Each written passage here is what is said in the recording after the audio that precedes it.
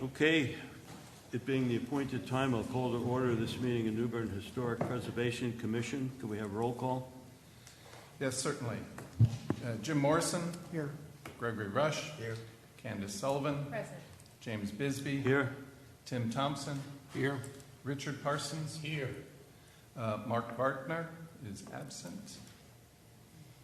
And excused are Trip Ewer and Molly Bales. Okay. We do have a quorum. Okay, thank you. Do we have adjustments to the agenda? I understand you have one. Yes. 614 Middle Street has withdrawn their application. So they will not be doing their project. So there's no continuance needed? Do we No need a motion continuance to take needed. it off the agenda? That's correct. Yes, sir. You can entertain We a do. motion to remove, I think it's item number 4G from your agenda. Okay. Would someone make a motion? We remove item 4G, 614 Middle Street? So the reason that the owner has It's withdrawn. Okay. Second. Moved and seconded. We withdraw that one. Yes. All in favor, state aye. Aye. Opposed? It's approved. Okay. Do we have minutes to approve? No, we do not, but we have the written decisions. We do have written decisions to approve? Yes, there's 5 of them. 4 of them. Okay. Need a motion for all of them or each as it? So long as the vote is unanimous, you can vote on all of the written decisions together. Okay. Need a motion to approve all of the written decisions, of which there are, it's like 4. Mr. Chairman, I move, and I'll read them. We approve the written decisions for 207 Pollock Street, 217 Hancock Street, 217 Middle Street, and 506 Craven Street. I second the motion. Moved and seconded. We remove those 4. I'm sorry, we approve those 4 written decisions. All in favor, state aye. Aye. Opposed? Hearing none, they're approved. Okay.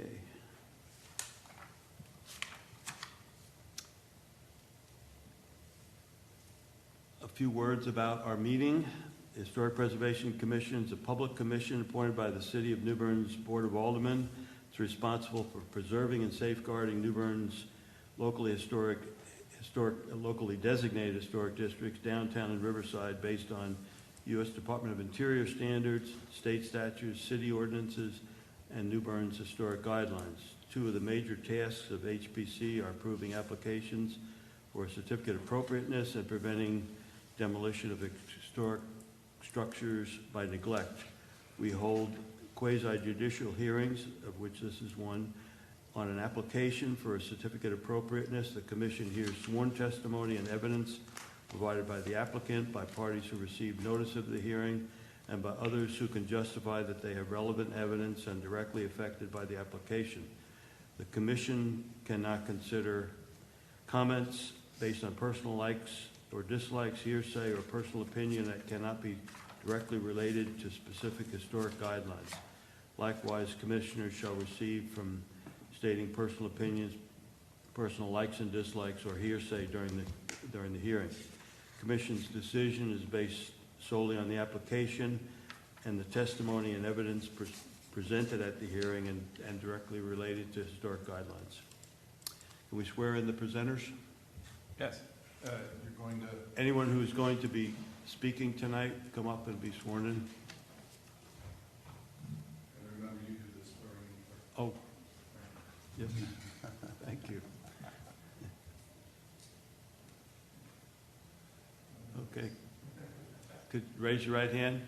Do you swear to tell the truth, the whole truth, and nothing but the truth? Yes. Yes. Thank you. All right. So if you haven't already signed up here or printed your name and your address, please do so.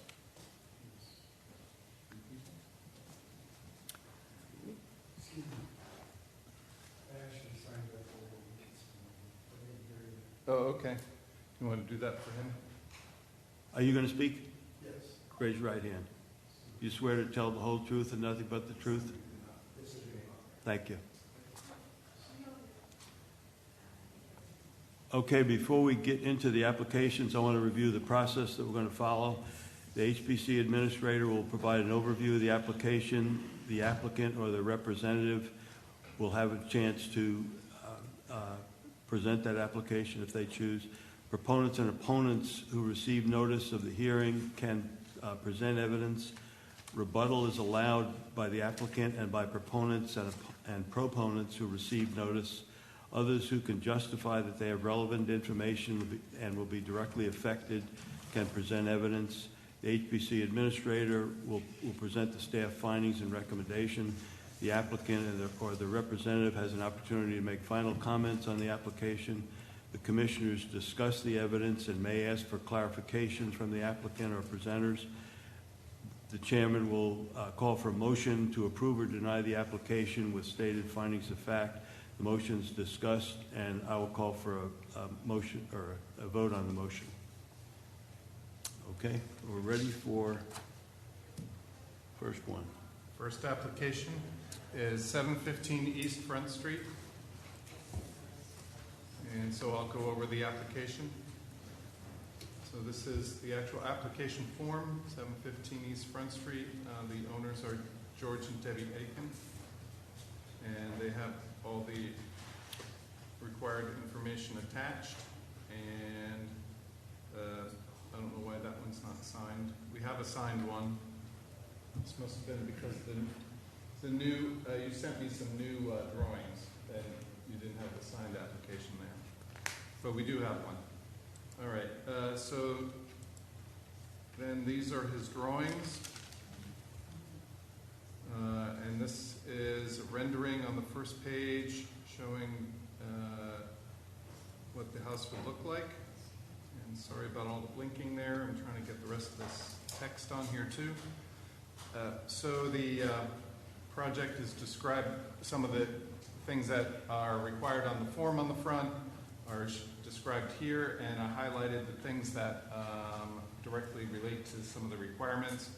So there will be landscaping to screen the foundation.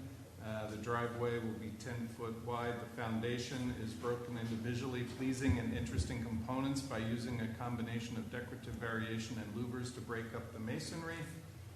The proposed windows are 4/1 and are trimmed with a combination of 4 and 5 inch fiber cement trim. Concrete masonry units faced with brick and AZ trim material are for the foundation. The structure will be sheathed with fiber cement siding and a combination of fiber cement trim and AZEC trim. Roofing will be a combination of standing seam metal and 30-year architectural shingles. The porch decking will consist of AZEC decking. Exterior stairs will consist of pressure-treated timber trimmed with AZEC trim and treads and fiber cement material. The fascia and soffit will consist of fiber cement trim material. Pavement on the site combination will be a combination of concrete and brick paver, drives, and walks. And now this is a rendering of the, let's see, that would be the northwest corner. And we can see, for example, and we'll talk about these on the elevations as well, but we have a back porch, obviously. And you can see also on the left side of the view over here, these are the louvers between the piers. These are the mechanical units, and this fence is not a new fence. This is an existing fence, correct? But there is a new piece of fence that goes in front of the mechanical units. I probably should have pointed that out on the previous elevation. No, it comes up on a different one. So let's see what else.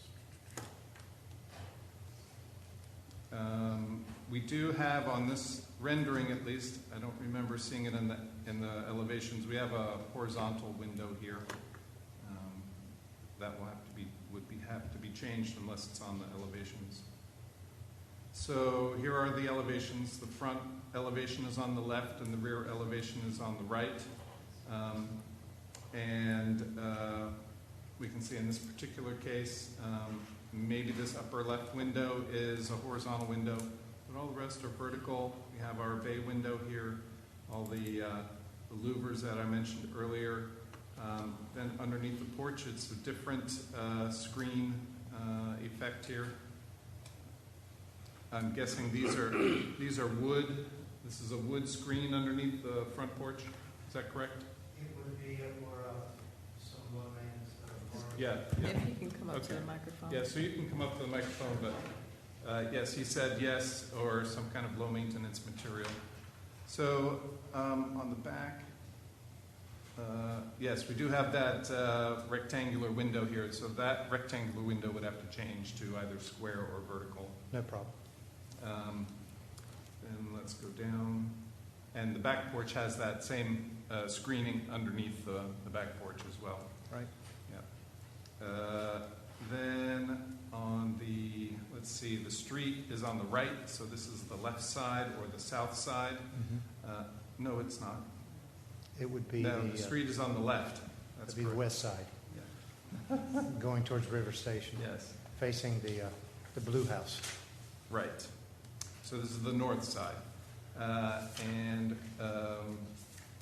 we had the description that I mentioned earlier, all the various siding and roofing materials. So which ones are the metal roofing? Okay, the low-pitch roof of the back porch is standing seam metal, and that little front dormer type, or little front bump out will be For the 412. The bay window? Yeah, the bay window, but 412, so it'll be metal as well. Okay.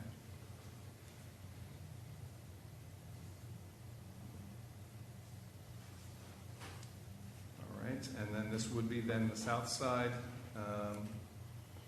And assuming these look very close to square, that they would be square. Right. And the railing, I don't remember seeing a railing detail. I have provided it. I copied the house I have in Beaufort, but I can certainly provide Right. that. Okay, so we will need a railing detail. How are you already envisioning that these would be built with regard to where the spindles are located or the balusters are located? Well, they'd be to code, of course, but I don't know whether I'm going to do them out of wood or some sort of AZAC or something. I'm pricing a couple of So the options. two questions are, will the balusters be centered under the handrail and centered on the bottom rail? Absolutely. Okay. Yeah, And second question is, will they be spaced no more than 3 inches apart? that's correct. Yes, okay. All right. Good answer. All right, so here's our section, and this is where we get to talk about the floor elevation. The proposed floor elevation is 12 feet above sea level. This is approximately 6 feet above grade, and that 12 feet above sea level is the required height and no more. So that is appropriate. In fact, he mentions that the ductwork and insulation will be underneath there, and they will also be above the 11-foot required above sea level for them. So, all right. And the building height itself, I believe, conforms to the zoning height standard, but that is something for the zoning officer to determine. Then for site and setting, so he simply implies that, or indicates that he cited the house on the north side of his building envelope, so that for one, he is able to space it more equally between the two neighboring houses, which is something that the guidelines point out.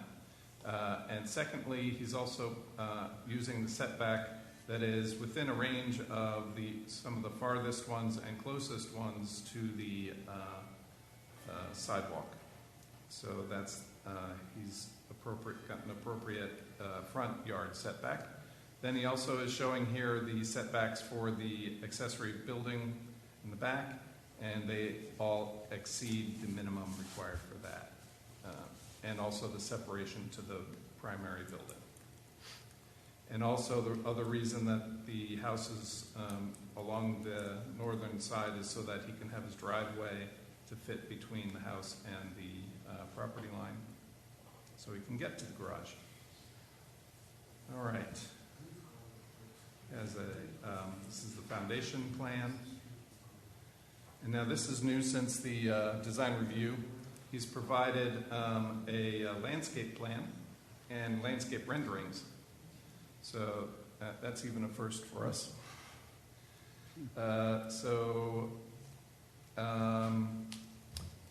You can see how the landscaping that he's providing is screening the extra high foundation, at least with the rendered versions of the plants. They'll grow that. Of course, they get some time to grow. He's labeled them. He has, for example, next in front of the HVAC units on the right, which is this little white rectangle. He not only has the fence that he's adding there, but also a holly tree, a ligustrum, a wax myrtle, and then out front he's showing a sable palm. Then he has camellias, and then a sago palm. That's these short ones down here. Oops, I can't read what I have that off the bottom. The pavement to the steps will be brick, and Bermuda grass as his lawn, and then he's showing a concrete driveway. It also looks like you are proposing from the steps, the rear steps to the driveway, it appears to be brick, is that correct? Yeah, sort of any pedestrian walking area is going to be brick pavers, not concrete. And then similarly to the stairway that goes to the second floor of the accessory structure. Right. So, yeah. All right.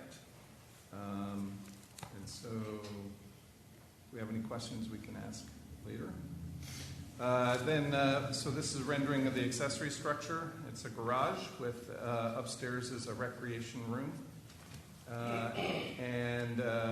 So the relevant or the most relevant piece of information are that the footing will be 2 courses of 8-inch CMU foundation walls, and the floor, the garage floor, will be a 4-inch concrete infill slab. So it sounds like you won't actually see the CMU units, right?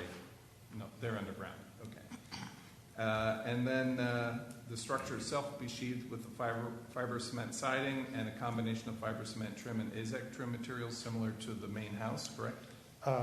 Exactly the same. Yep. And the roofing will be also 30-year architectural shingles. With the metal probably over the low pitch. The upper, dormers. the dormer here? Yeah, because they're 412. Yeah, okay. So you will probably want to add that on there. Exterior stairs will consist of pressure-treated timber trimmed with AZEK trim and treads and fiber cement material, and the fascia and soffit will consist of fiber cement trim material. All right. And then you'll want to correct that this particular paragraph indicates it's to be inhabited. You might just change that to the recreation area. Yep. To avoid confusion for zoning. And so, sorry. Now we have our nice renderings of the structure. So a shorter dormer on the back and a larger one on the front.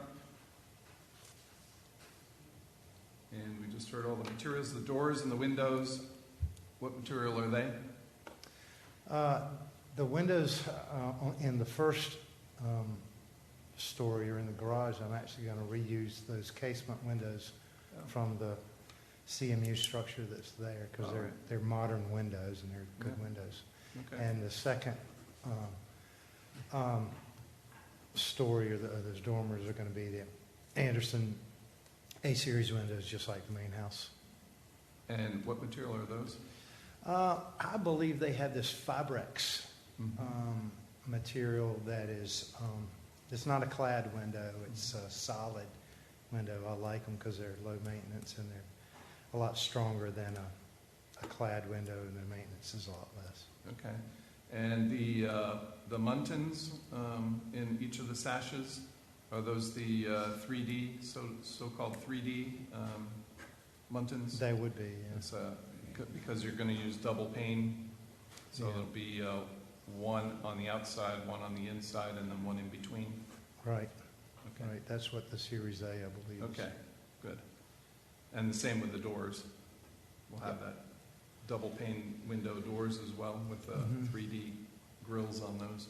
Okay. Mhm. All right. And your garage doors are what material? Garage doors will probably be aluminum doors, but they'll be the carriage house style Mm-hmm. look of door with the faux hinges and glass and things like that. And just to point out, you are proposing an exterior light here as well. That usually is forgotten, and so he has that here. Here's the foundation and the framing plan for the first floor, and then for the second floor, floor plan. This is a section, and everything in the floodplain is parking or storage, so Yep. He's okay with regard to that aspect. And let's see what else. So these are now elevations, front elevation, the rear elevation. So these windows he's talking about that are coming from the existing house that's to be demolished. Yeah, that's about the only thing that is They're of like- use. They're steel windows, I believe they're casement windows, They're actually aluminum. aluminum. Mhm. Okay.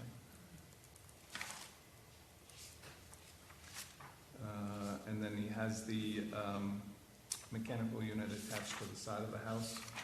That's a mini split.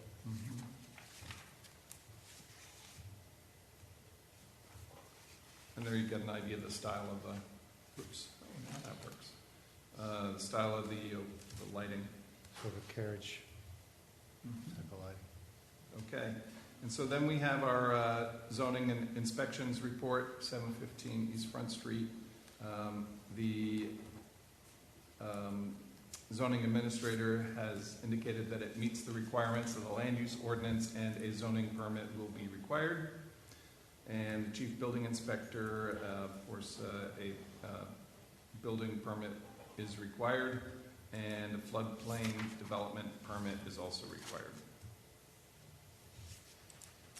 And then we're ready with our staff report whenever you are. Okay. Mr. Aiken, do you have any other comments? No? Thank you. Okay. Are there any opponents or proponents of the plan that would like to speak or be heard? Okay.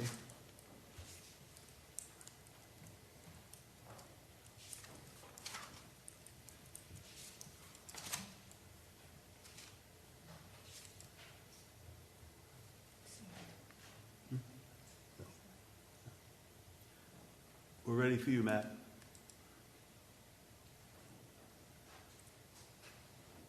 All right, sorry. Needed information. All right. So this, I'll make this bigger so some people can read it. All right, there we go. So this is the report for George and Debbie Aiken for the project at 715 East Front Street. The existing house to be removed is the Bengal House from circa 1950. It is contributing or was a contributing resource, and neither the national inventory description is not applicable since it will be removed, and Sandbeck did not even have anything. So 715 East Front Street, the project is to include a new 2.5-story infill house and 1.5-story garage as redevelopment following the already approved demolition. So as a second part of the demolition and redevelopment application for this property, staff submits the following historic district guideline standards, also known as guidelines that may be appropriate to this application. For development pattern 2.1.1 and 3, for utilities 2.3.1, 2, and 6, And the highlighting represents some things that you may want to pay attention to or use in your motion. The landscaping, 2.4.2 and 3. For accessory structures, 2.6.1 and 2. For parking, 2.7.1, 2, and 4. For design principles, 3.1.1, 2, and 4. For infill construction, 3.4.1, 2, 3, and 4. For foundations, 4.1.2, 3, 4, 5, and 6. For walls, trim, and ornamentation, 4.2.4 and 5. For windows, doors, and openings, 4.3.2 and 3. For entrances, 4.4.4. For roofs, 4.5.4. For masonry, 5.1.5. For paint, 5.4.2, 3, and 4.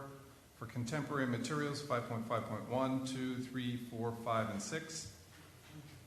And so the statements of fact based on the information contained in the application are: 1, the proposed structure is located in the tight weave development pattern. 2, the project is an infill house and accessory structure. 3, the proposed design components and materials meet the requirements of the historic design standards guidelines. 4, the zoning administrator and the chief building official have reviewed this project and commented accordingly. And 5, the application is not incongruous with the guidelines. So the HPC may want to consider the following conditions. Revised plans according to the changes agreed upon at a hearing shall be submitted by the applicant to the HPC staff for approval according to the guidelines and prior to the final inspection by the Building Inspections Division. And the second one goes away because he does have the landscape plan now included. That concludes our report. Okay. Discussion, questions, comments? I do have a question. Regarding the, I guess I need to address Mr. Atkins. Striking. You can come up to the microphone. Regarding the front stairs, as they come down from the front stairs, as they come down from the porch down, are those floating, or are they walk under, or are they enclosed underneath?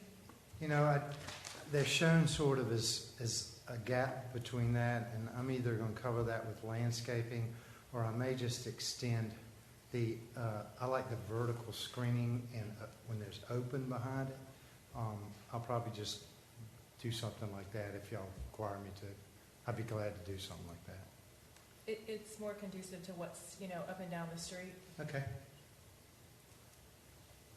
Closed stairways on the front. Okay.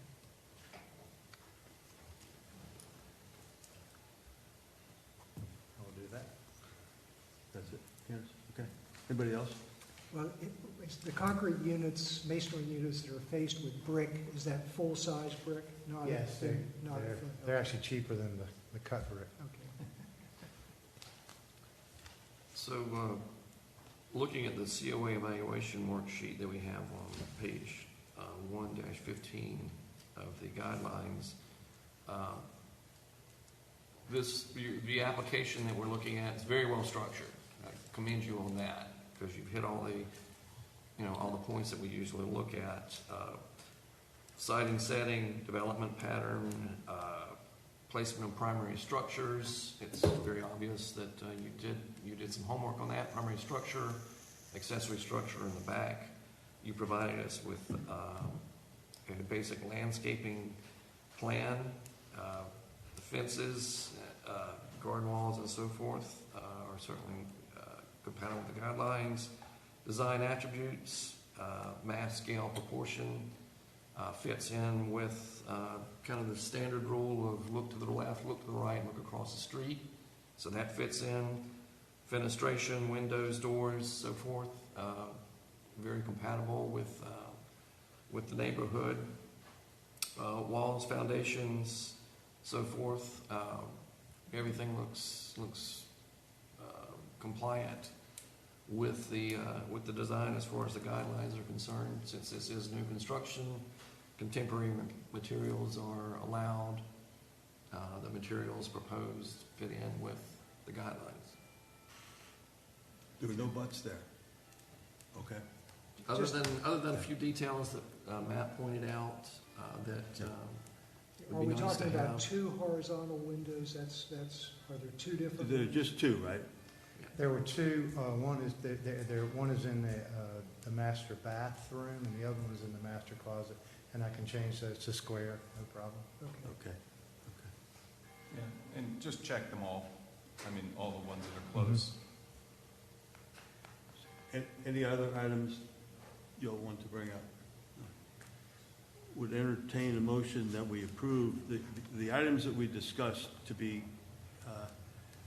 discussed with you and changed. I have the windows, railing detail, roofing in the auxiliary structure, and the enclosure of the stairway.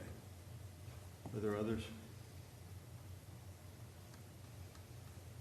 And the only new fence is just connecting the house to the current fence, right? Yeah, there's about 8 feet of Right. fence that I have to tie into my neighbor's fence, and there'll probably be a little gate there, Okay. so you can get to that side of the house. And gonna plant a holly tree there because they're pretty tall.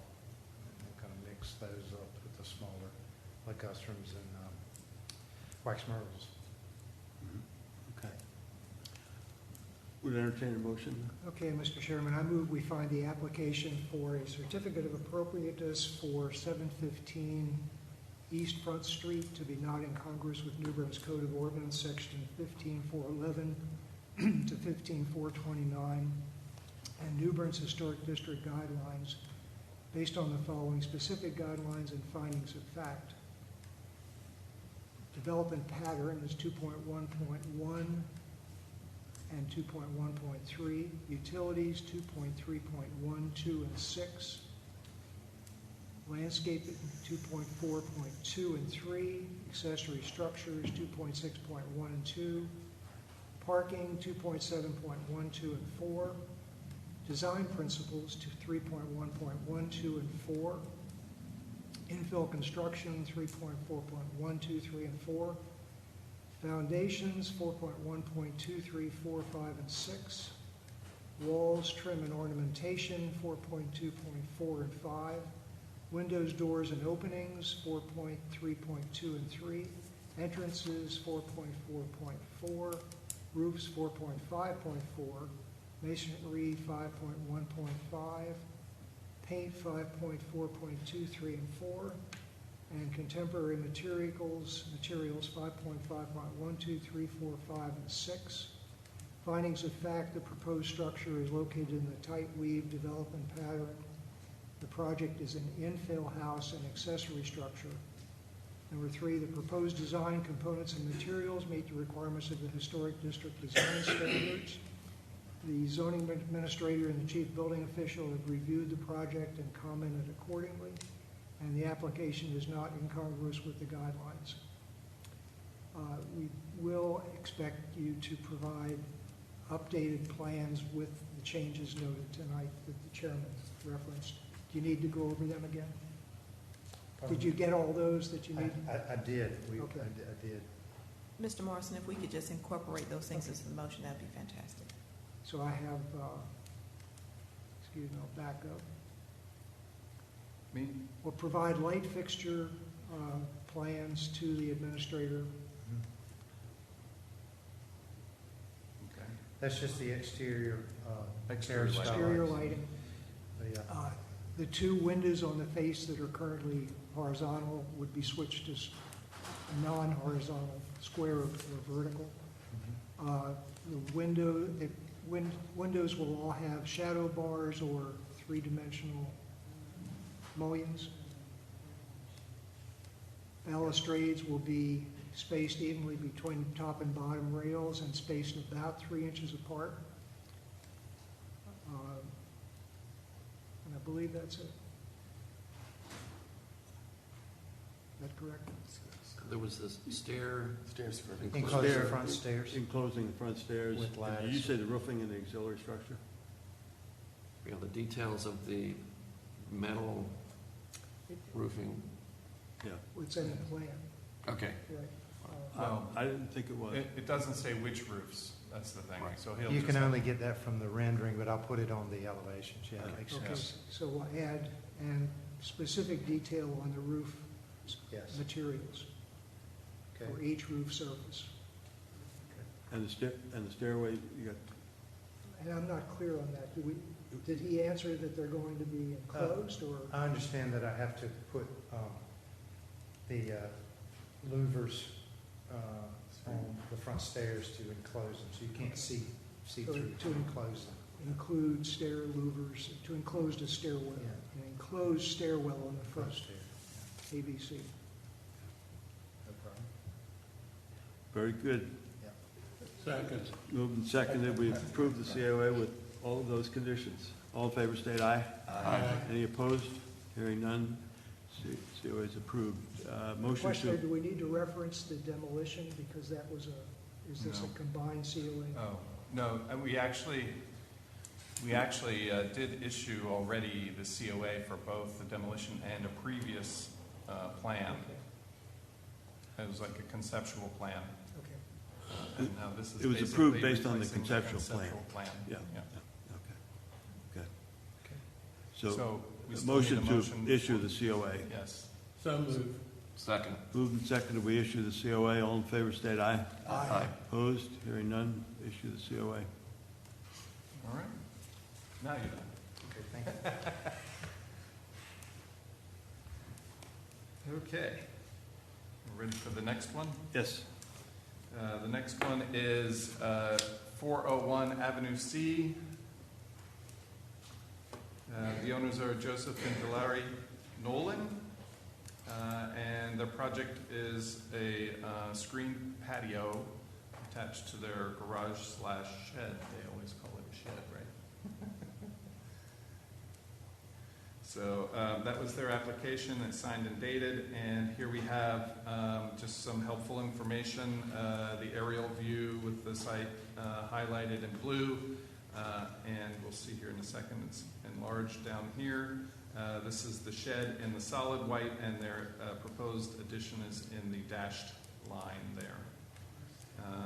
And these are some context photos of the front of the house, and then the Pasteur Street side of the house, and then also Pasteur Street. That's the garage/shed there. And so, and this is an older photo. The patio, screen patio, will be in this particular area here on the right side of that shed. Where in the photo, there's a bunch of plants, but those are no longer there. We will see, I think, in a minute. See, there we have actually a more current photo. All those plants are gone, so they're putting the shed in this location here. Shed, screened patio, sorry. These are some older photos showing that, in fact, the house itself had, first of all, a larger porch and also a screened portion at one point. And here's another angle of the same thing. And you can also see on the right-hand side of this photo is the garage, side of the garage where they're proposing to put theirs. And there it is again. Now a more recent photo with the porches all gone. And also from the Pasteur Street side, maybe a better view of that. But and then here was their original sketch. Like that. So, but it was effective enough for us at the time, and so that's essentially what they're proposing. And this is current screening, I believe, along the Pasteur Street side. And this was a neighbor as an example of other people that had screened porches on the back of the house. It's the same one showing it's on the back. And then this is another neighbor down the street with a screened front porch. So these are the drawings. So front elevation, so to say, with just the door and the screen and the studs, exposed studs, and the showing up here on the left. It's kind of a cutaway view showing the structure of the roof rafters, but mainly you'll end up seeing the fascia board across the front.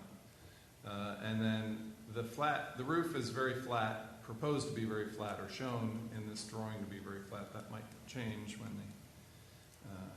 decide to build it. But, and in the background, they're showing the garage or shed roof in the background.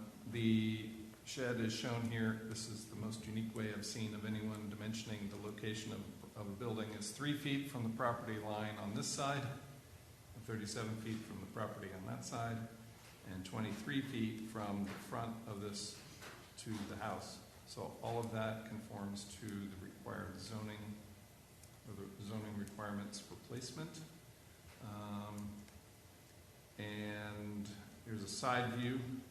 So the roof structure does overhang that front edge a bit, and otherwise it's the same kind of construction as the front. And they are putting this on a concrete slab and just attaching it to the shed. The roofing, the new roofing will essentially slip under the existing roofing that's there. And at the design review, we did ask them to provide, oh wait, and then this is a roof plan view showing the two roofs and the overall dimensions. We did ask them to provide some photos of the existing roofing on the shed. That's this one down here. That's the neighbor behind.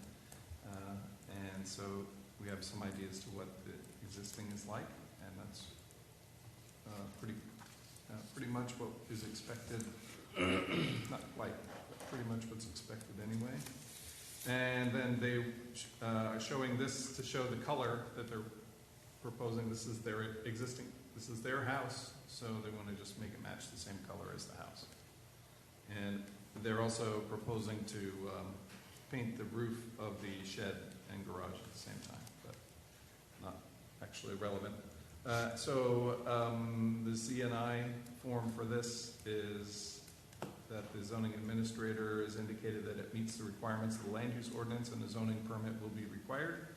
And the chief building inspector has indicated that yes, believe it or not, a building permit will be required for that.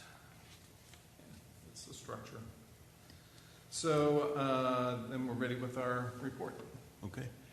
Are there any additions you'd like to make? No? Okay. Are there any opponents or proponents of the project who would like to speak? Seeing none, we're ready for your recommendation. Okay. So this one is for Joseph and Delary Nolan for the project. What? Delary, sorry. Ooh, wow, sorry. Delary. 401 Avenue C.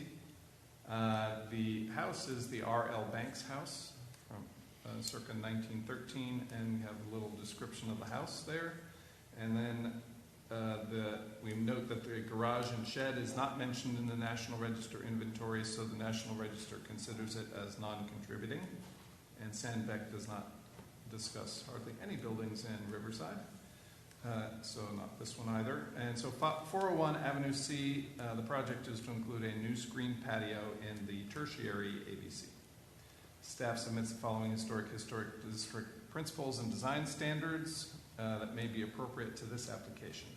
For accessory structures, 2.6.1 and 2. For design principles, 3.1.1. For walls, trim, and ornamentation, 4.2.5. For roofs, 4.5.4, and for paint, 5.4.2, 3, and 4. For the statements of fact based on the information contained in the application are: 1, the proposed structure is located in the tight weave development pattern. The project is a screen patio addition to a non-contributing accessory structure. The proposed design components and materials meet the requirements of the historic district design standards. 4, the zoning administrator and the chief building official have reviewed this project and commented accordingly. And 5, the application is not incongruous with the guidelines. So the HPC may want to consider the following conditions. 1, revised plans according to the changes agreed upon at the hearing shall be submitted by the applicant to the HPC staff for approval according to the guidelines and prior to the final inspection by the Building Inspections Division. That concludes our report. Okay. Any final comments? No? Okay. What think you all? Any questions, comments? Materials are right. You did comment at design review that the screen would be behind the wood. We'll just make note of that. Yes. We we talked a little bit at design review about the roof, and you said it would be standing seam like the existing roof behind it. The existing roof behind it doesn't appear to be. It But- is standing seam. It No, is a the little bit- joint 10, The joints are a little different. Yeah. That's, So this one in the front, in the foreground is the one that it's attaching to. right. The one in the background, you can ignore, it's a neighbor's house. I- But what you're saying is that this one does not appear to be, Right, and in To the ours. design review, we talked about them to be the same, so I guess they're not gonna be the same. The new one's gonna be a standing seam roof.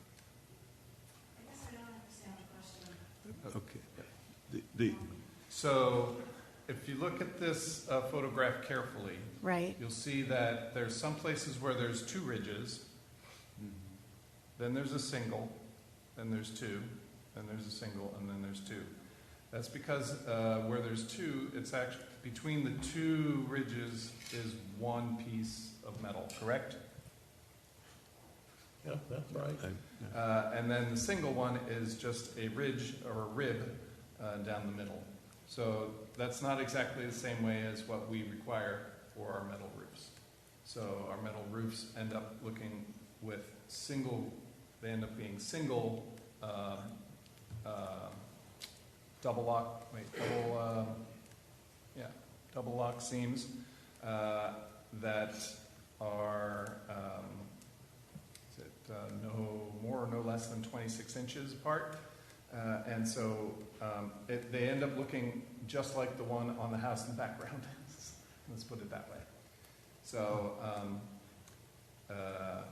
and so I guess that's the issue here is we would expect the new one to have that. The old one can stay like it is if you want, but they won't match. Okay. But you might Oh. paint both of them, But You we're still painting paint them both. both the same color. Correct. Yeah. and they both be metal roofs. Yes. The question would be, are you in agreement to put a standing seam roof as described by Matt on the new structure? Yes. Yes. Yeah. Okay, Okay. okay. Cool. Good answer. Thank you. Okay, were there any more questions or concerns? Okay, we'll entertain a motion. Mr. Chairman, I'd like to make a motion. We find the application for 401 Avenue C to be not incongruous with New Bern's Code of Ordinance, sections 15-411 to 15-429, and New Bern's Historic District guidelines based on the following guidelines and findings of facts. Applicable guidelines: 2.6.1, 2.6.2, 3.1.1, 4.2.5, 4.5.4, 5.4.2, 5.4.3, 5.4.4. Findings of fact: the proposed structure is located in a tight weave development pattern. The project is a screened patio addition to a non-contributing structure. The proposed design components and materials meet the requirements of the guidelines. The zoning administrator and chief building office official have reviewed the project and made appropriate comments, and the application is not incongruous with the guidelines. Two conditions, as mentioned, Jim mentioned, the screening should be behind the, I guess you could say the studs, and the roof will be a standing seam metal roof. Second. Second. Moved and seconded, we approve with conditions noted. All in favor, state aye. Aye. Opposed? Hearing none, it's approved. Need a motion to issue the COA? So moved. Second. Moved and seconded, we issue the COA. All in favor, state aye. Aye. Opposed? We'll issue the COA. Okay. Yes. Now what? You'll get your COA, you will have on it, you will have the conditions that you screening on the inside and the roof according to the standards. Thank you. Yeah, thanks for that. Thank you. can apply for your building permit and your zoning permit. Okay, Yeah. thank you. Yeah, you're welcome.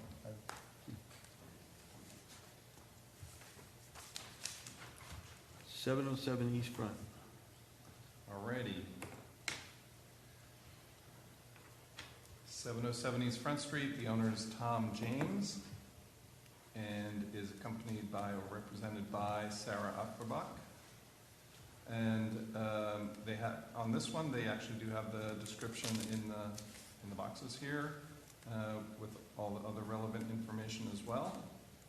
Checked off the appropriate boxes, and Ms. APPROPRIATENESS has signed as the authorized representative as indicated by this authorization form, which has been signed and notarized.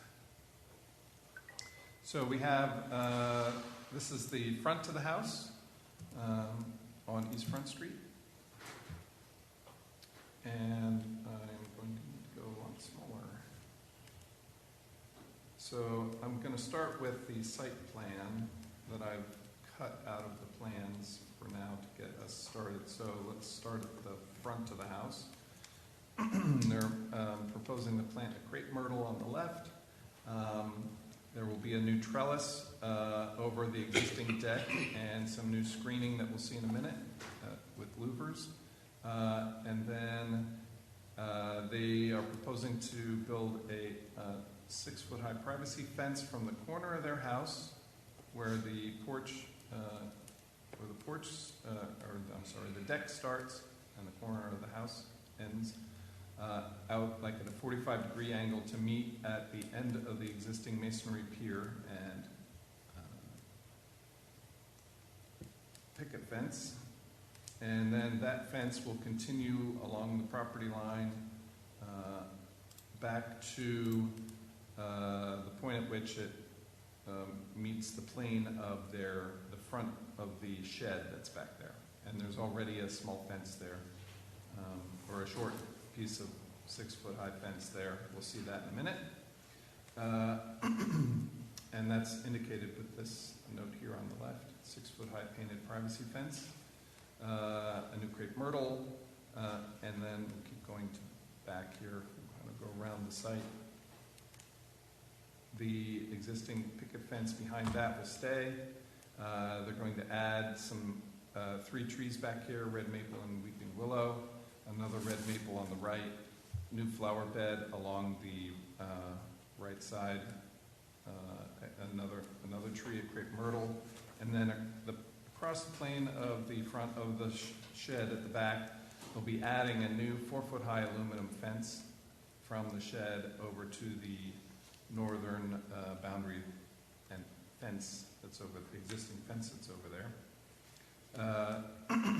Some more new flower beds along that side, and then they're also refreshing, so to say, the gravel in the driveway.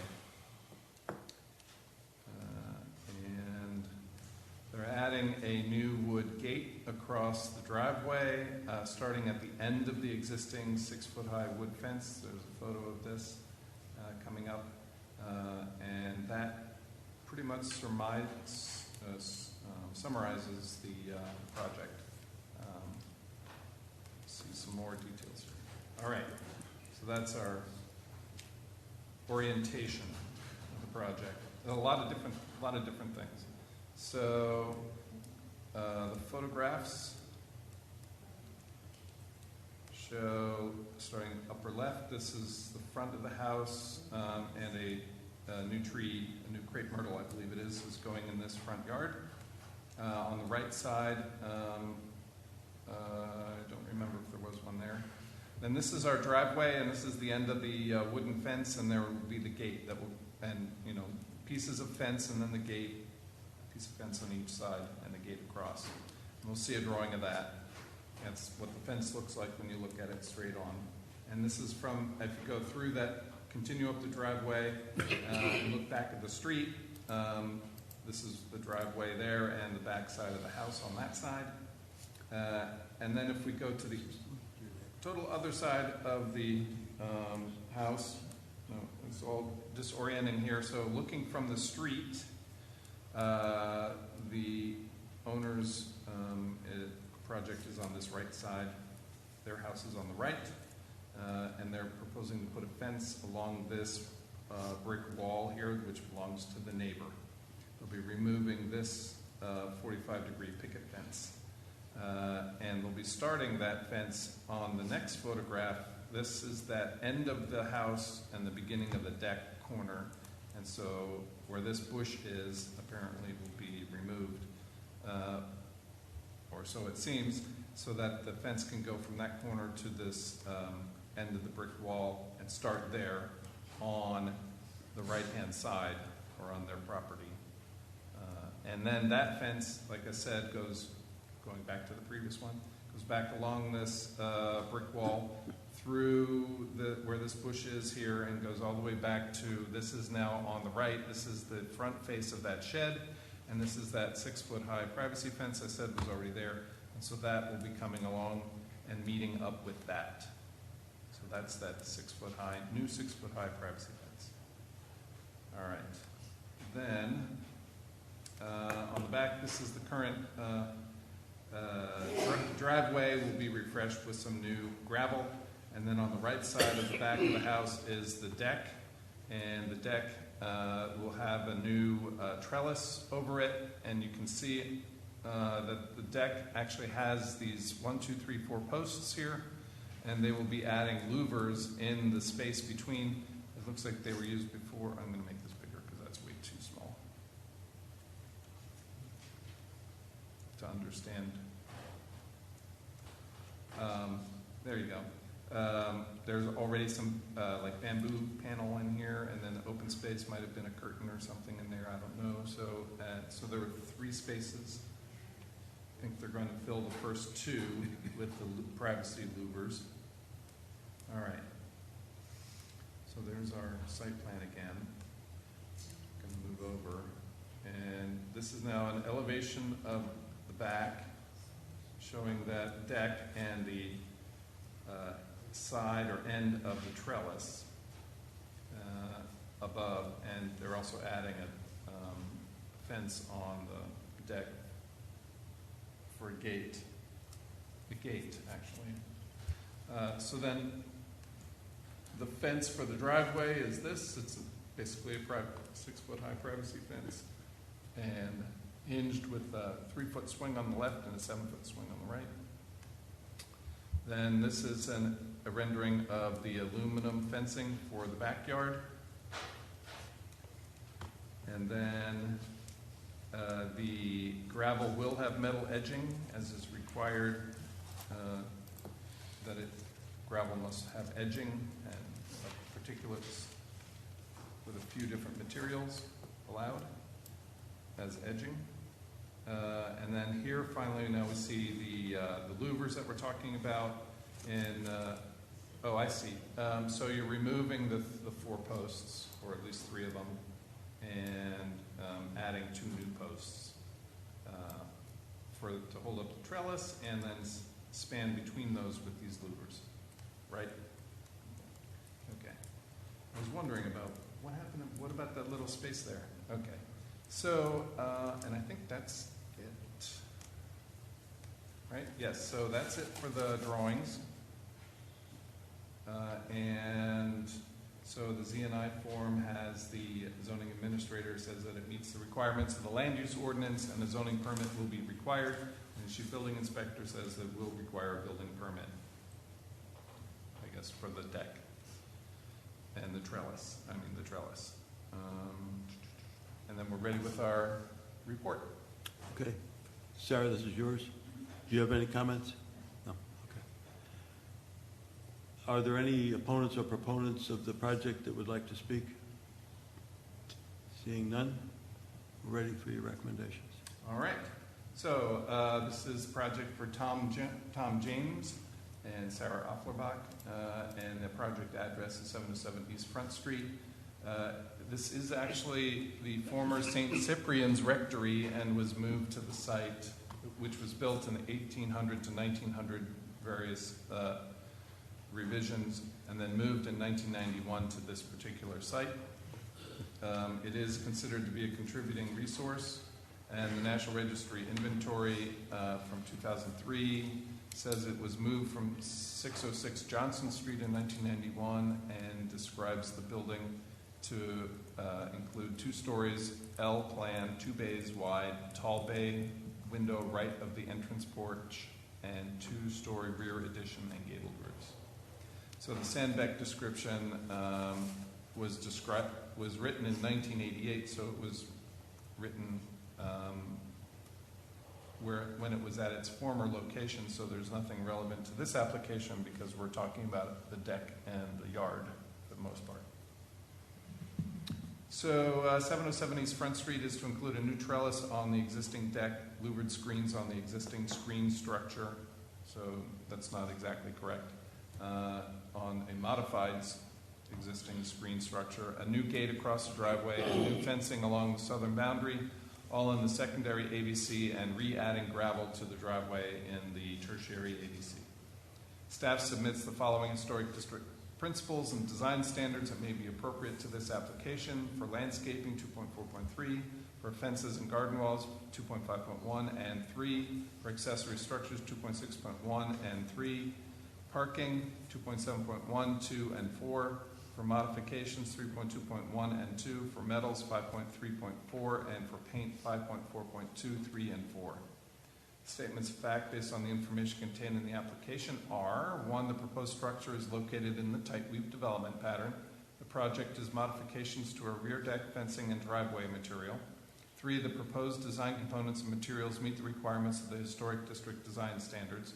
4, the zoning administrator and the chief building official have reviewed this project and commented accordingly. And 5, the application is not incongruous with the guidelines. So the HPC may want to consider the following conditions: revised plans according to the changes agreed upon at the hearing shall be submitted by the applicant to the HPC staff for approval according to the guidelines and prior to the final inspection by the Building Inspections Division. Sure. So ends our report. All right, discussion, any questions, comments? No? Jim? Did Commissioner Sullivan not get a letter? Did you not get a letter as a nearby property owner?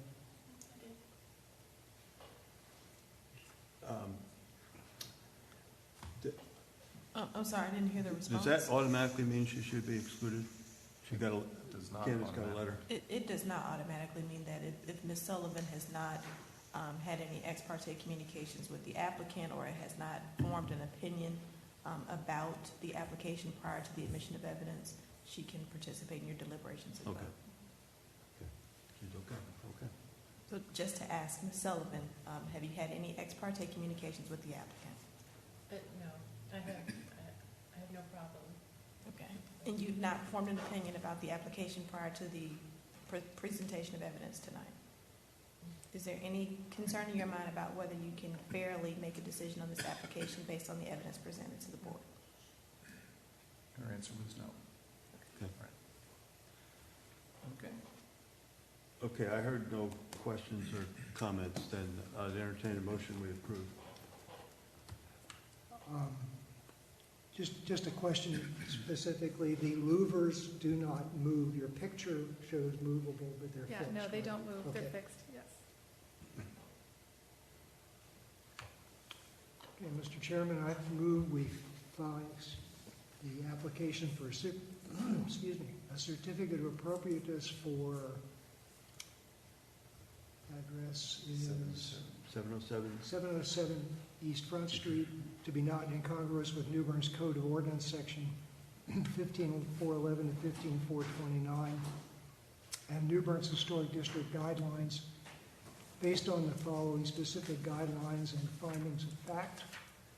Landscaping, 2.4.3, fences and garden walls, 2.5.1 and 3, accessory structures, 2.6.1 and 3, parking, 2.7.1, 2, and 4, modifications, 3.2.1 and 2,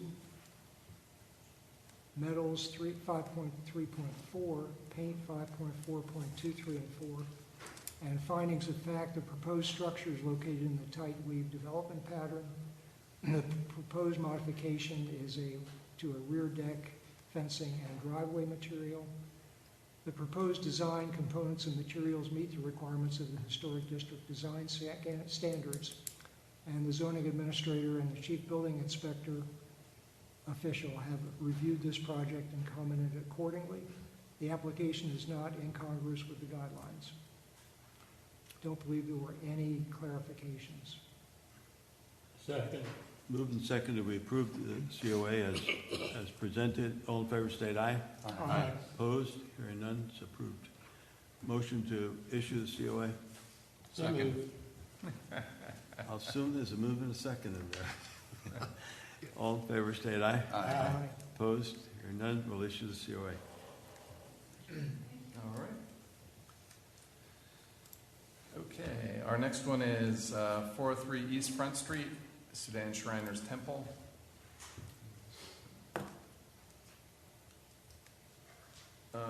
Let's see, so first of all, we can start with, they've submitted their complete application form here. However, they're still missing 2 items that are required for a demolition application. And so I think in the absence of that, we may need to continue this item. Okay. The 2 items that are, do you want me to spell out the 2 items that are missing? You go do that. Yep. Okay. For guideline 6.4.4, requires the preparation of drawings and photographically document the site prior to demolition. So we have plenty of photographs. And at the design review meeting, they did say they had some access to some of the old drawings. So we'd like to still get those. Okay.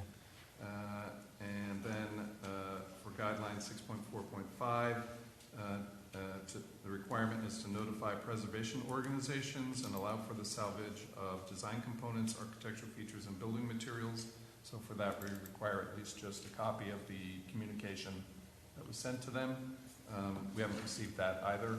So those are 2 relatively minor things that still need to happen. It still need to happen.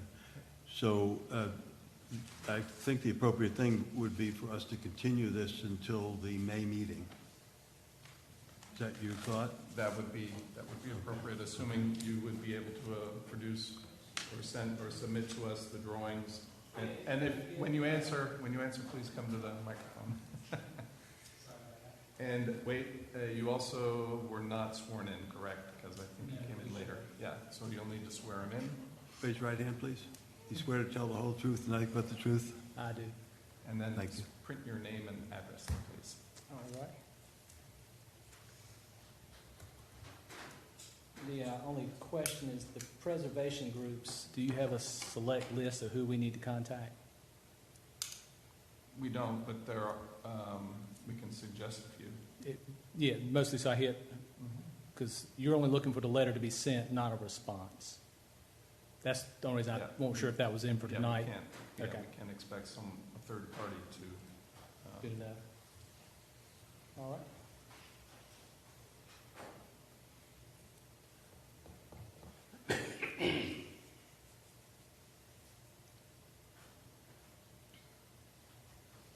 And sir, if you wouldn't mind stating your name and your relationship to the project? David Griffin, work with Oakley Collier Architects. We're the architects for the owners on the project.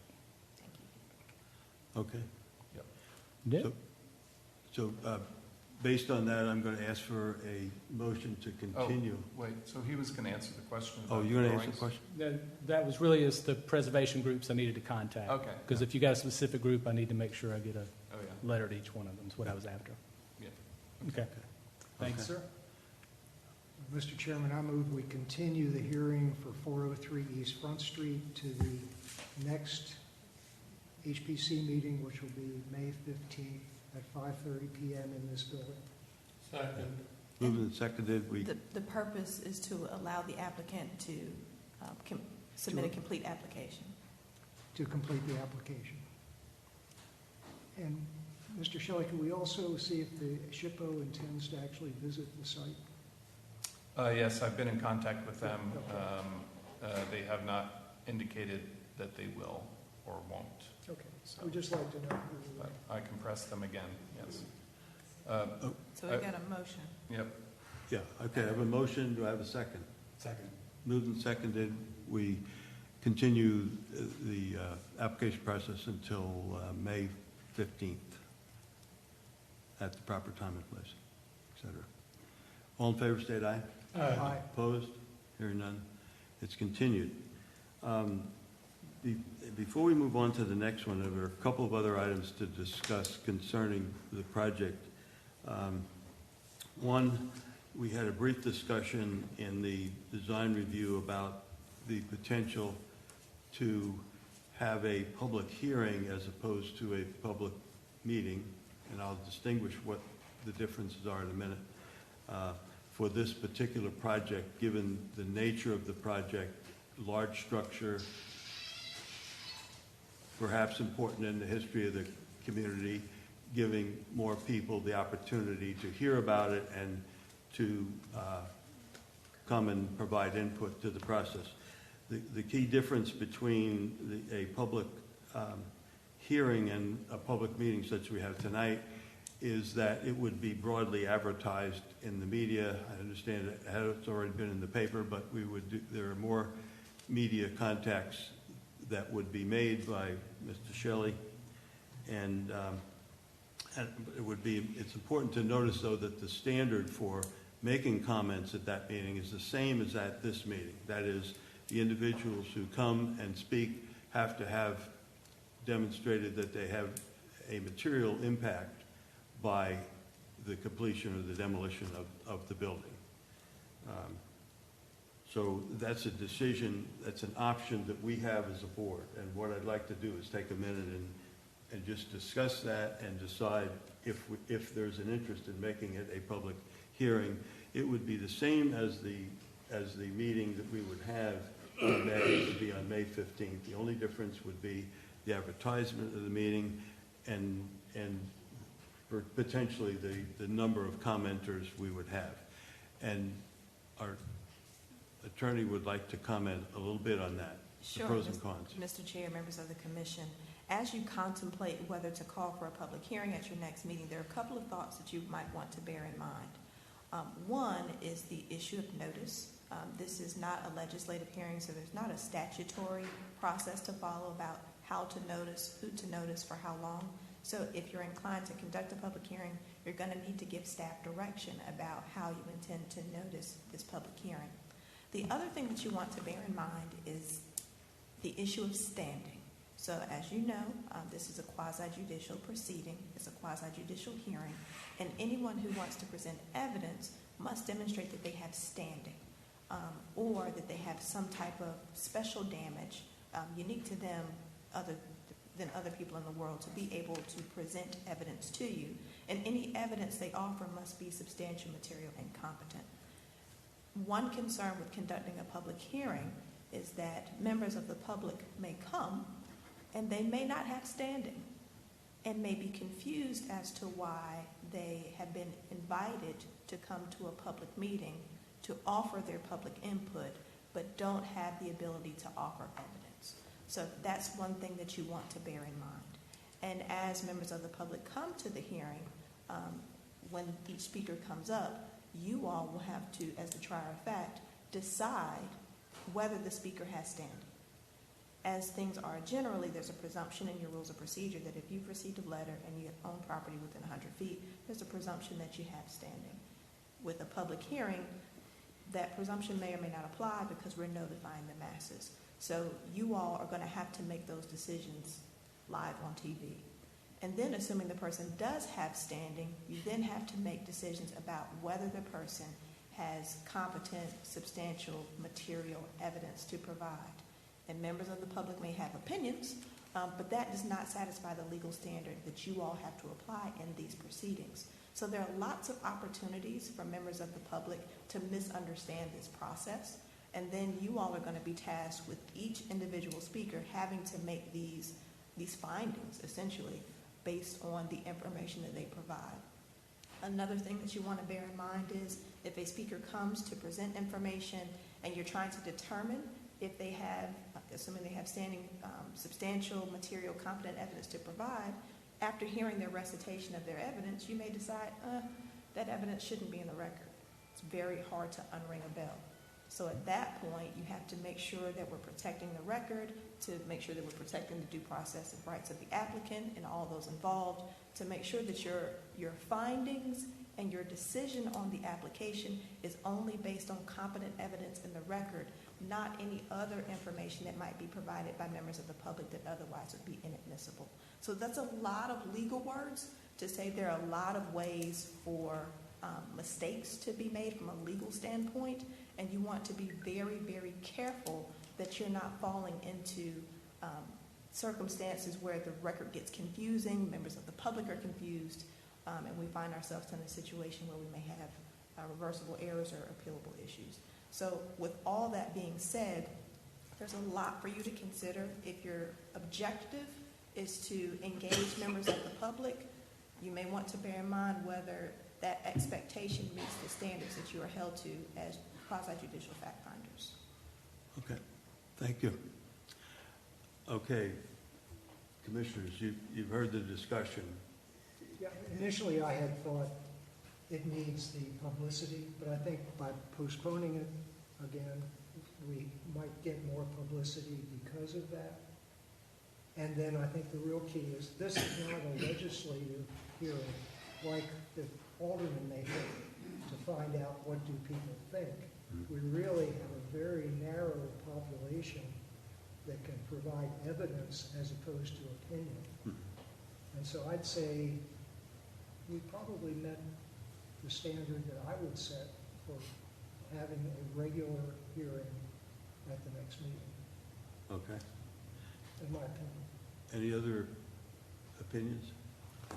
Well, just a little history on how we got to this point. When we put together the rules procedure and really did a major update and tried to fill in a lot of the blanks, Jim, you and I think, are the only two on this body that were involved in that in 2015. And one of the things that one of the discussions with Scott was a way to allow a large impactful project to give the public a chance to participate at some level.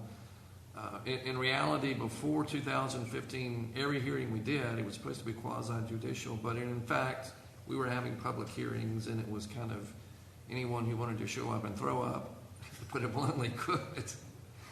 So we've got, I think we've got some mechanisms that would allow us to open this up and have a public hearing. We've tried to include in the rules of procedure the basics of competent material, substantial evidence, what that means. We don't have to, for the most part, sort through what's appropriate and what's not appropriate if everyone is talking in terms of the guidelines. So I'm sort of on the fence. I don't think it would be a bad idea. I think if we had a public hearing, everyone needs to come prepared. Everyone on the commission needs to come prepared and understand what it is that we're trying to do and what testimony we would allow. We did have a handout at one time, a one-page handout that we used to provide when we first started to really structure the hearings on what is allowable as far as testimony is concerned, and people fell in line pretty quickly with that. I have a question. Does it have to be during the hearing in May, or could it be a part of the design review prior to the hearing? Here's my concern about entertaining public comments at design review. You would be receiving essentially evidence outside of a quasi-judicial proceeding. And I would think that the purpose of you receiving public comment is for you to reflect upon that information and making a determination.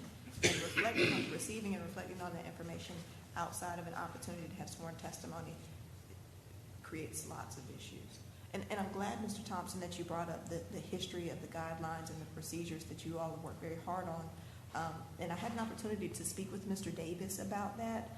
And when these procedures were most recently updated in 2015, shortly thereafter, there was a great bit of case law that came out on the issue of standing. So at the time that these procedures were in place, the Court of Appeals and the Supreme Court of North Carolina had not given us a great deal of instruction about how we determine who has the legal authority to offer evidence. And now that we have that authority, and it's robust, and we have very, very narrow windows about who is in a position to speak, we have to bear that in mind going forward and interpret the North Carolina case law with the rules of procedure that we have before us. Okay. Yeah, and our rules of procedure related to the work sessions says that the public cannot comment at the design review. That's And no decisions would be made there. correct. Yeah. Correct. So it's- I think, you know, publicity, I think we can get just with the normal routine of what people do on their own. And we've had stories in New Bern Live, I guess New Bern Now, and so Okay. I'll let others judge because I'm not on Facebook, but Well, it would be a motion to make and approve if we choose to do that. Does anyone, having heard that, wish to make a motion For it. for it? We don't need one against it. Okay, hearing none, we'll go ahead with a normal, if you will, meeting on the 15th to hear that. I want to discuss one other aspect of it, however, and that is we've had some general discussion in the design reviews about what we retain from that building in order to honor the past of that building. And we've never gotten to any specific plan there. And what I would like to see at the design review would be your plans in terms of representation of the history of that building when it is gone. There's a wide range of opportunities, obviously, and I'm sure you're thinking about them, but you know, it could be a part of the facade, it could be pieces of the building in place or in another place. What I would like to see in the design review is what specifically you have in mind and what's the plan. Okay, and you're talking actual salvaged items, not current design mimicking or taking pieces of the previous design, like the black rail fence. You're looking at items like that to be noted and salvaged and how we would salvage it. Look at an example here, I guess. Well, an example might be there are some particular pieces of the building, some insets in the structure, the swords, the keystone, that sort of thing. Would you retain those things, and how would they be used in some sort of memorial, for lack of a better word, about the building? Or it could be, would you maintain part of the facade of that structure somehow in the design? I know I didn't see that in the plan, but.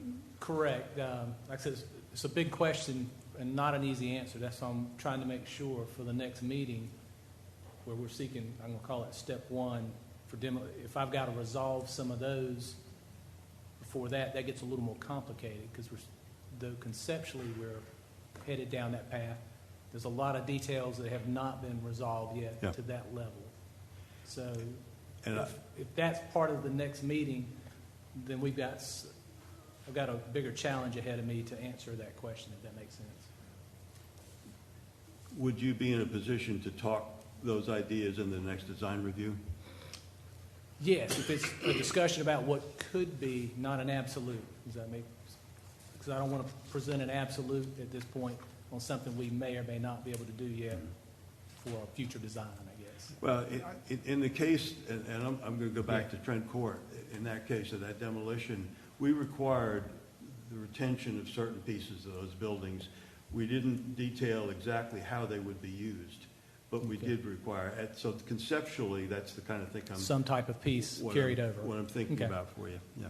Yeah, and the design review is really to exchange ideas. The rubber hits the Correct. road, at this meeting. Correct. That's why I was back to the salvage. Right. We can throw out ideas of what to salvage, but to No. tell you today exactly where it's going is something I couldn't tell you at the next meeting, most likely. I don't know if you've seen it, but in Matt's summary for tonight's meeting, which he didn't post till today, there are some examples from Durham where somebody used just a little bit of the brick at the parking lot area. Mhm. You know, some things like that. Correct. That might just be reminiscent of. Okay. I'll see what we can do to it, and I'll have to get it submitted to you for the next meeting to be on in the packet, I I guess. thought you did make some reference to the windows of the original structure and the new structure. Not as a reuse of the Not window. reused, but you Yes, commented as about far the as scale. a profile of the windows along with the stair tower. I saw that. We're kind of conveying that in the new concept versus the old. But that's, I'm back to your point, that's a different scenario than an actually salvage piece for Yes. reuse. Yeah. So one is a design re-intent use, the other one's going to be take an object and somehow apply it into the building. Yeah. Which is why I was asking, kind of like, I know the black fence was brought up. I have no idea where that could finally land, but that is something that could be reused. I just Mhm. don't know where to tell you yet. But I can offer you up some suggestions on where we could possibly re-salvage some pieces. That would be great in the next design review to concentrate on that aspect of it, because I think that's Okay.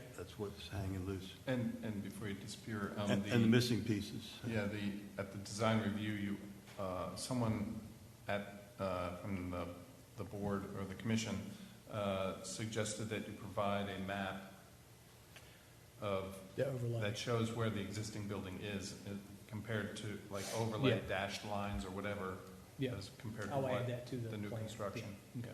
Okay. Yeah. And that might help that discussion. Okay, we thank you. Thank you, appreciate it. So the public, no public, open public hearing, correct? A regular public Regular meeting. Just like Mhm. Just make sure. Thank you. Sure.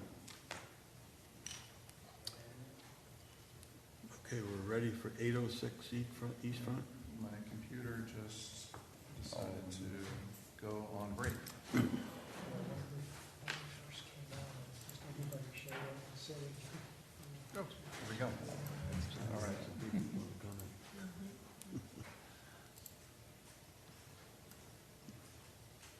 All right. Go through all that. There. she's leaving along with that. Building principals and then a song. Okay. 806 East Front Street, for James and Manning Kingery, all right. And Ms.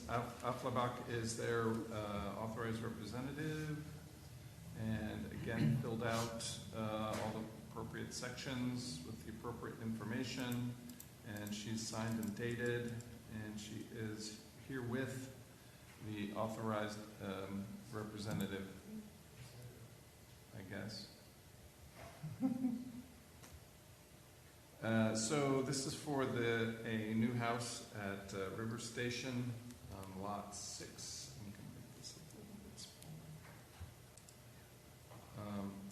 And this will be adjacent to one of the existing ones. And it is on the side of the street that's along the river. And overlooking the marina. All right. These are the two houses that are already there, and so the proposed house will be to the right of this house on the right. Approximately the same distance away, approximately the same kind of size. And there are some other shots of what the condition is at the moment. And then from the rear side, so now it would be on this vacant lot to the left. And this is a view down that walkway along that alley. And another looking the other way, looking south. All right. So this is now the site plan. similar to the previous one. This is the house here at the bottom. So on this one, what we see is the front steps come out to a sidewalk, or a walkway that connects to the sidewalk. We have the trash enclosure here, which will end up having the HVAC unit on top, and that the building fits within the preordained building envelope. This doesn't actually show the driveway from the parking area out to the alley. We might see if it's there on the floor plan, however. Not so much.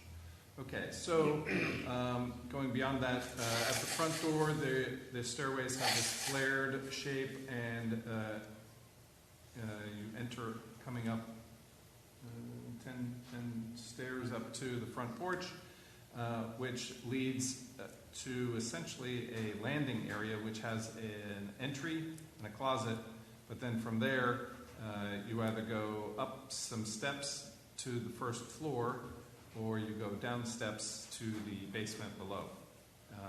And so what we see then in the rest of this plan is the basement, the garage, and the entrance to the elevator and some storage, and a couple of doors on each side. Here is actually the trash enclosure, and then also notice that the columns are quite substantial here, and that I suspect has to do with the flood requirements. Also in this corner, this round pizza pie thing is actually a spiral stairway, and so it starts here at ground level here and spirals up to the first floor. We'll see that in a second. Anything else there? Nothing else there. Then the next one, now the first floor. So remember, we went up the steps from the landing area, so to say, and come up to a doorway, and then enter into the house at where the elevator now also comes out into this entry hall. And from there, you can go up to the second floor, or you can continue through the house. So we have all these various windows along this side, and the windows along the other side we may be talking about or not. And then on the back is the covered deck overlooking the river, and the metal stairway has now come all the way to the top and to access from the ground. Next. All right. So then the second floor, the only relevant thing here is, of course, the various windows, but the covered deck here as well. So we have two decks on the back side.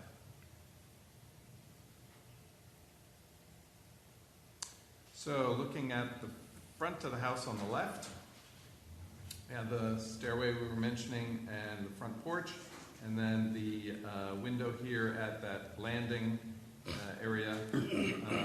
And this has a metal roof over top of it, so it's a pop-out space. And then there's actually, I forgot to mention, there is a balcony on the second floor on top of the front porch.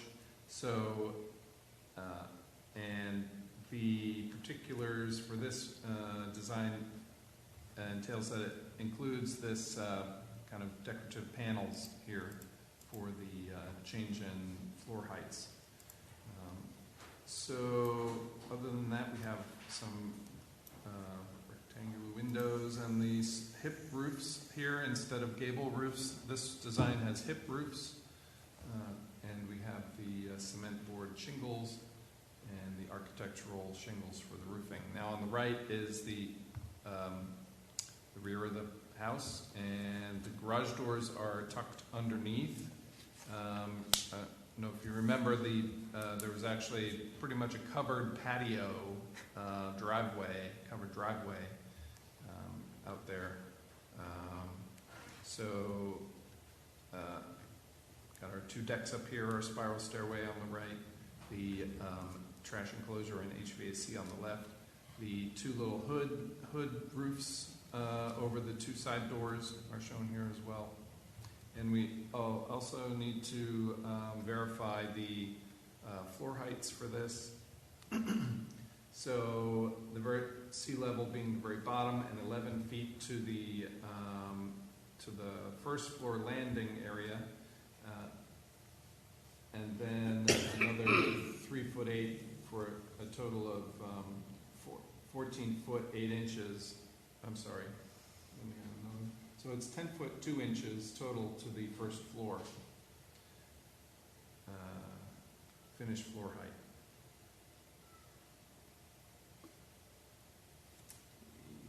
No, that's not correct. It's 10 foot 2 plus the 6, so 16 feet.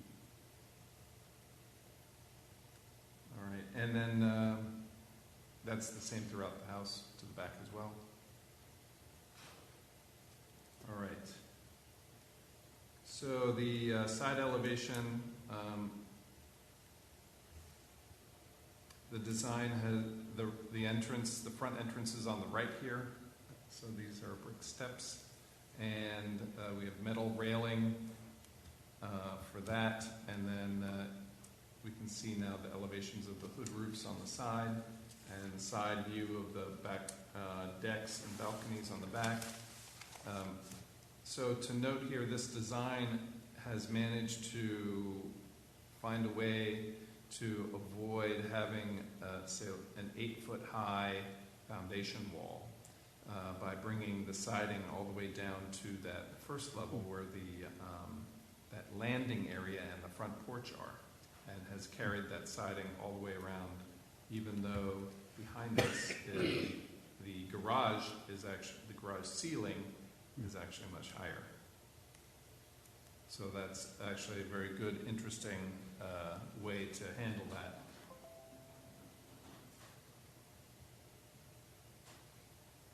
Then on the other side, now this is the one facing the empty lot at the moment.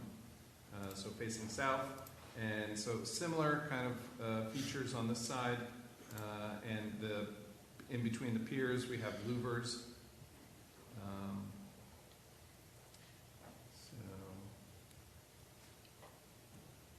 And we have the details about the handrails, where those balusters are centered between the top rail and the bottom rail, and then the iron railing, also a detail for that as well.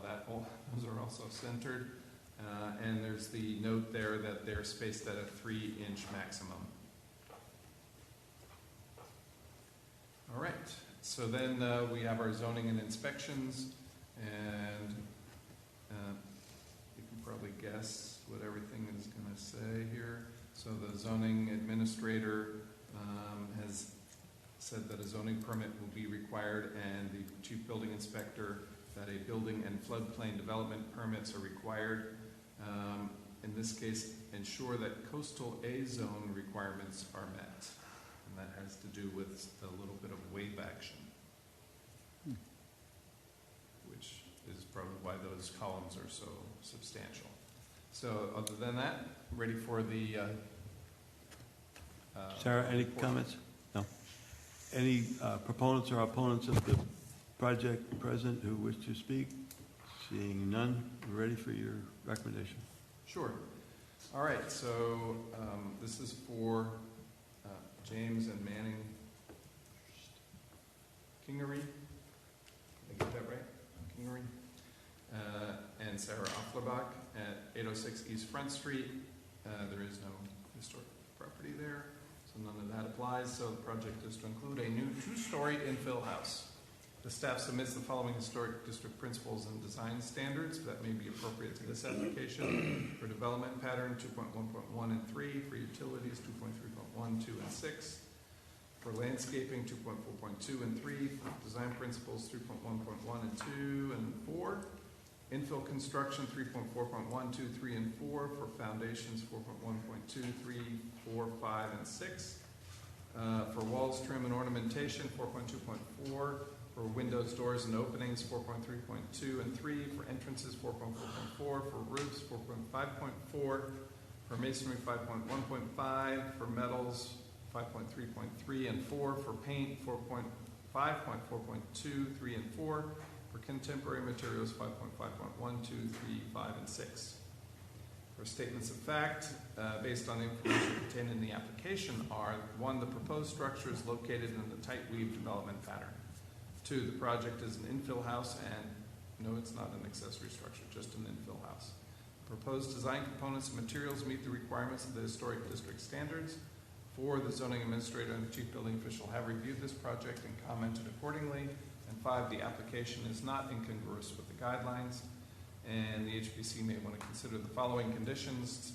1, for revised plans according to the changes agreed upon at the hearing shall be submitted by the applicant to the HPC staff for approval according to the guidelines and prior to the final inspection by the Building Inspections Division. And 2, a landscaping and or terracing plan that minimizes the visual impact of tall foundation walls shall be submitted by the applicant to the HPC staff for approval according to the guidelines and prior to the final inspection by the Building Inspections Division. So ends our report. Okay. Anything else, Sarah? Okay, discussion. Was there one horizontal window in there? Did I see? Oh, maybe. Or there appeared to be? Oh, maybe. Don't think so. It looked like it to me. Oh. It was on the end, one of the ends, Yeah. one of the end views. I had to find something to ask, but is there what's the fencing around the air conditioning Yeah. units? What's Is that? it wood? Well, there's not really fencing around the air conditioning units itself. They're just going Is to that a be window? screened with plantings. Plants, okay. And that's on the site plan. So garbage cans go underneath there and, Okay, that's garbage cans, okay. yeah, just garbage cans. He's identified the horizontal window. It's the one in the upper right here. The one below it, horizontal window also. There's a mullion in between there, and on the plan, there are two separate, I think there are 2020s. Yeah, so they don't look at. It looks like one window that Well, it has this, If you, yeah, yeah, separation between that. So, and maybe if the trim, we could make the trim Yeah, to more make the trim appear that it was substantial. two windows. So it's two separate. but also check, because even so, the On glass even looks a little bit rectangular, Well, Okay. but, Richard, did you have a comment there too? No. well, he was suggesting that maybe this one down on the first floor also has that issue. But again, if you use Is that a kitchen window? the trim to establish them as separate windows, then Yeah. that would meet the standard. Does that make sense? Yeah. And I think that was it. I'm glad you said that, because I Okay. think I remembered seeing that about 3 weeks ago. I didn't remember it tonight. It was the ghost of Trip Yes. in me. Yes, right. Are there any other comments or thoughts? Okay, hearing none, would entertain a motion. Mr. Chairman, I'd like to make a motion that we find the application for certificate of appropriateness for 806 East Front Street to be not incongruous with New Bern's Code of Ordinance, sections 15-411 to 15-429, and New Bern's Historic District Guidelines, based on the following specific guidelines and findings of fact.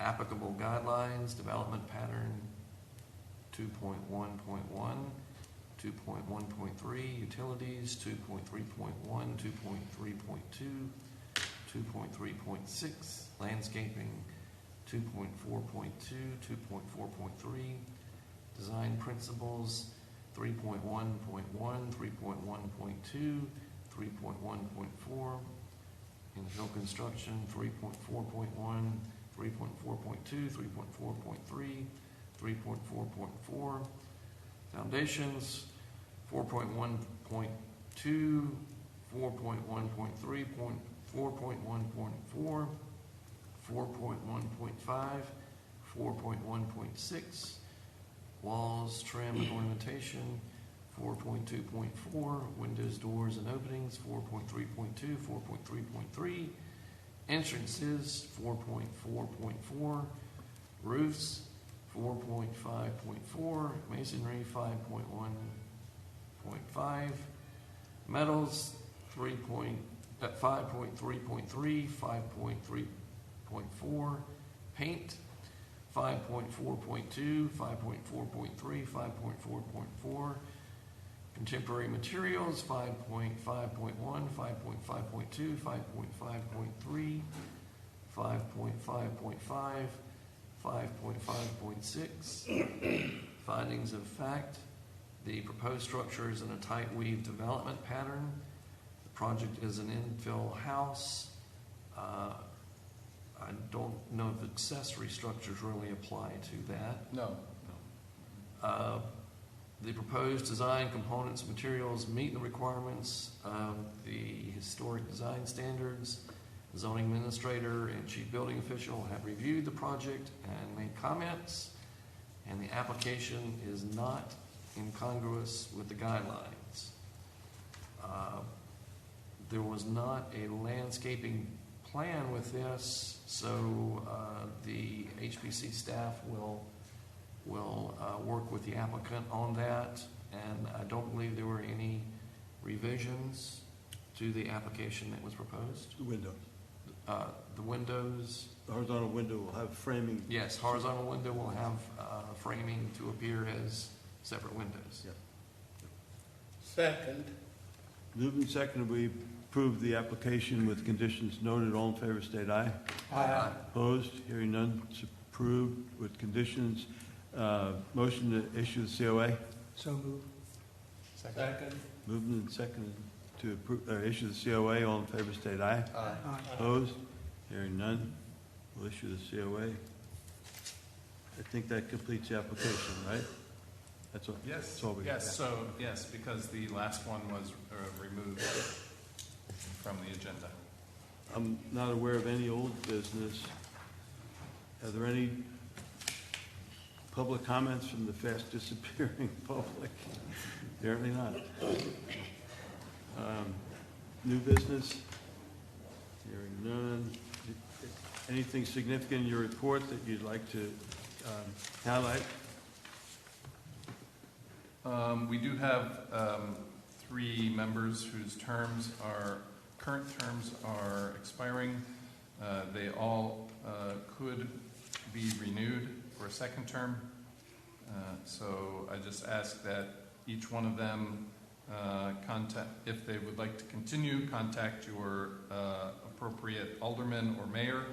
And secondly, if you're not, let us know so that we can those aldermen can begin to look for your replacement. Which ones are they? So it's MW. Who is that? Me. Oh, Oh, okay. wait, what? Me. Oh, J. you're JM. Yeah, yep. Who's MW? Oh, Mark Vartner, right. Mark, okay, Jim. Mark Vartner, Jim Morrison, and Candace Sullivan. Okay. Any commission comments? Okay, motion to adjourn. So moved. Moving second, we adjourn. All in favor, state aye. Opposed, hearing none, meeting is adjourned. So,